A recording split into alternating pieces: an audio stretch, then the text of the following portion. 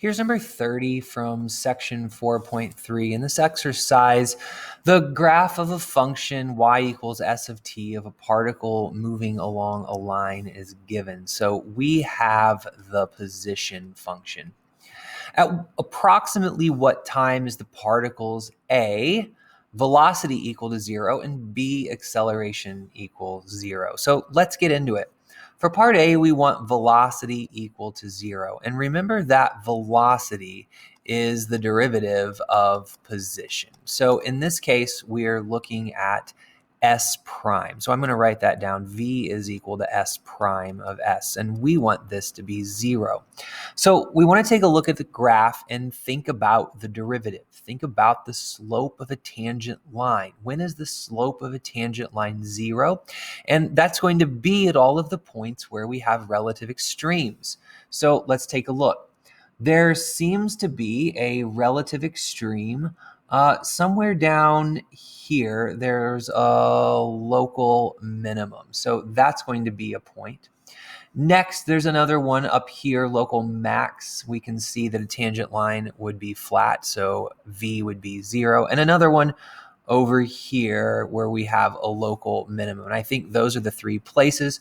So for my answers here, I'm going to say that we have velocity equal to 0 at these 3 times.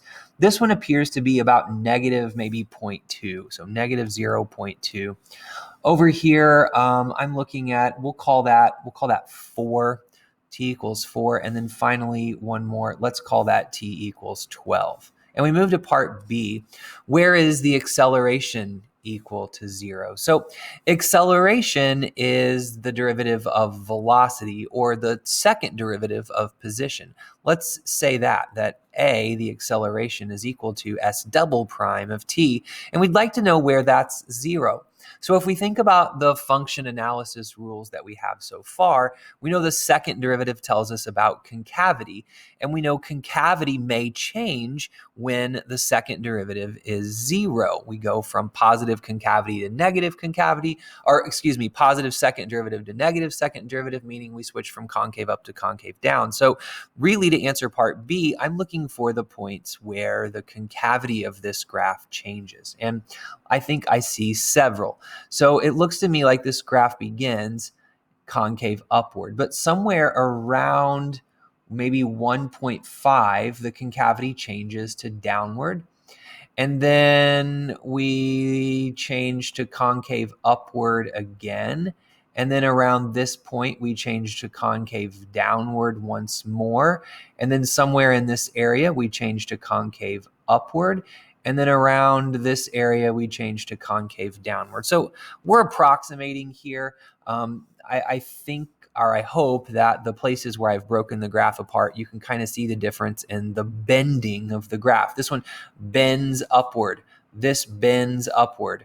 This bends upward. So I see concave up in those places. And then here we're bending downward, we're bending downward, and we're bending downward again on this last segment. So let's give our answers of all of those t values where we change concavity, and that would be a 0 in acceleration. So I think I have something like maybe 1.5 as the first t. Someplace just after 5. So how about we call it 5.5 for the second one? This one happens right around, it looks like 8. And there's another right here that would be around 11. And then one more. This is, let's see, 11, 12, 13. This looks to me like it happens somewhere between 13 and 14. So let's call that one maybe 13.5. My solution guide uses 13, but I think it happens a little bit after that. So here we have our answer for part A. Here's our answer for part B.